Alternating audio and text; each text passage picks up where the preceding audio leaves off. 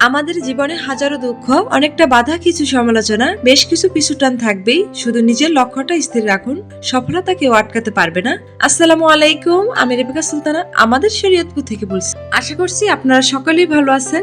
আমরাও আলহামদুলিল্লাহ অনেক অনেক ভালো আছি। এরকম টাটকা টাটকা শাকসবজি কার ভালো লাগে না বলুন তো? আমার কাছে কিন্তু অনেকটা ভালো লাগতেছে। সকাল সকাল হাঁটতে বেরিয়েছিলাম, তো এক আঙ্কেলে মাথায় করে অনেকগুলো শাকসবজি নিয়ে যাচ্ছিল। তার কাছ থেকে কিন্তু এই শাকসবজিগুলো কিনে নিয়ে আসছি। তো শাকসবজিগুলো কিন্তু খুবই সতেজ, তো এগুলোকে এখন গুছিয়ে রাখছি।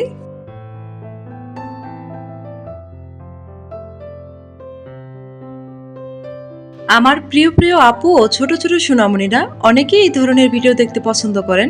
আমার ভিডিওটির কোনো অংশ যদি আপনাদের কাছে ভালো লেগে থাকে, প্লিজ আমার ভিডিওটিতে একটি লাইক দিতে ভুলবেন না। আর আপনি যদি আমার চ্যানেলে নতুন হয়ে থাকেন, চাইলে চ্যানেলটিকে সাবস্ক্রাইব করে নিতে পারেন। আর যদি ফেসবুক থেকে দেখে থাকেন, চাইলে পেজটিকে ফলো দিতে পারেন।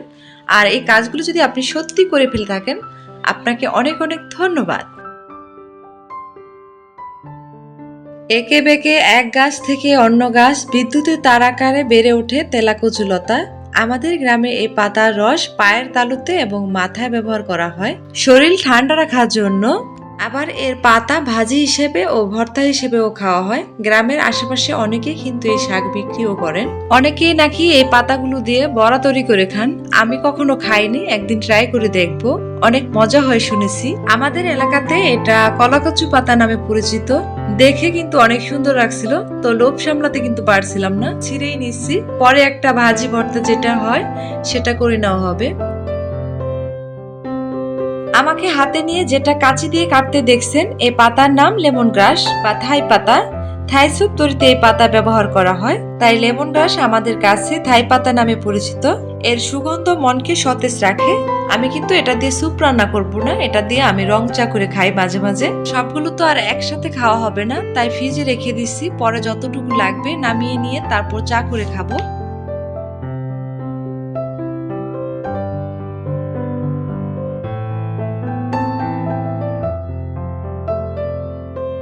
কিছুদিন যাবত আমার কাছে কেমন যেন রান্না করতে আলসেমি লাগে।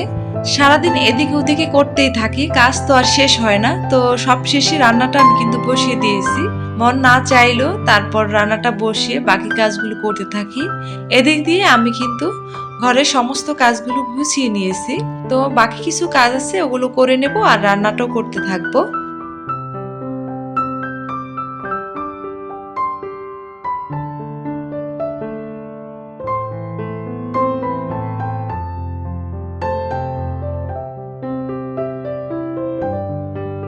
গতকাল রাতে কিছু বাজার নিয়ে আসছিল, তো ওগুলোকে আমি আর গুছিয়ে রাখিনি, আলসেমি ভেবে রেখে দিয়েছি বেলকনির পাশে। তো এখন রান্নাটা বসিয়ে তারপর এগুলোকে গুছিয়ে নিব। এই যে প্রতিদিনের আমার সঙ্গী লবঙ্গ, এটা ছাড়া তো আমার চা খাওয়া চলেই না।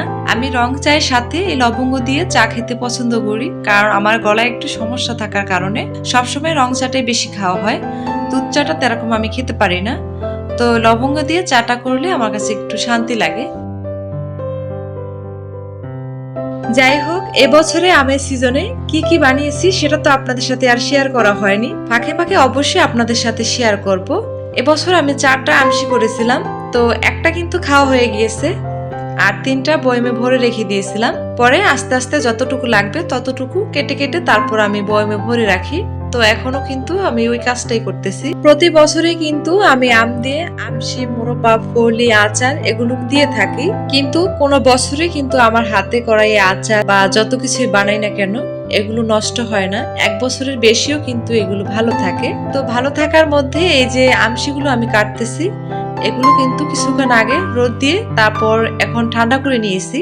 আমাদের এলাকাতে আচার করার জন্য যে সিজনাল ফলগুলো আসে, প্রতি বছরে কিন্তু ওই ফলগুলো দিয়ে আমি আচার দেওয়ার চেষ্টা করি। তেঁতুল, বরই, জাউতা, তারপর আম, এগুলো দিয়ে আমি আচার করে থাকি। বাইরের আচার তেরকম আমাদের খাওয়া হয় না, এটাকে আমি অনেক গুরুত্ব দিই।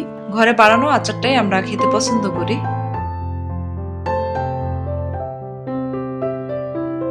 অল্প পরিমাণে কেটে তারপর এই বয়ামে ভরে রেখে দিলাম। আর বাকি যা থাকবে সেগুলোকে কন্টেনারে ভরে রাখবো, মাঝে মাঝে আবার রোদে দেব, এতে অনেকটা সতেজ থাকবে এবং টাটকা একটা স্মেল আসবে। আমি কিন্তু এভাবেই রাখি, আপনারা কিরকম ভাবে রাখেন সেটা তো আর আমি জানি না। একসাথে কেটে রাখলে কি কেমন যেন নরম ছ্যাঁতছ্যাঁতে হয়ে যায়, আর এটা আনাম রেখে দিলে মাঝে মাঝে এটা রোদে দিলে আবার শক্ত হয়ে যায়। এভাবে আপনারা রাখতে পারেন, আমি এভাবেই সবসময় রাখি।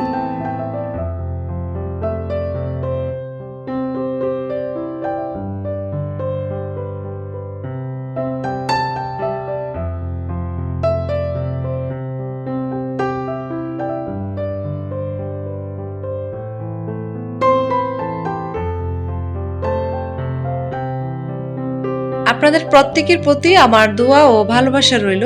সকলেই ভালো থাকবেন। আজ এই পর্যন্তই। আল্লাহ হাফেজ। আসসালামু আলাইকুম।